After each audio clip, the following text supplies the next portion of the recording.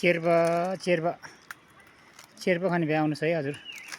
कसैलाई मनपर्छ यो हाम्रो भाषामा चेर्पा भन्छ। तपाईँहरूलाई थाहा छ कि छैन? यसको चाहिँ औषधि हुन्छ। यो एकदम भिटामिन हुन्छ। यो रुख यस्तो यसको यहाँ नि यस्तै छ। अनि यहाँ यसको बोक्राले पनि औषधि हुन्छ। यो माथि पनि छ है, माथि टिनिक झरिरहेछ। घरले त खान थाल्यो अब।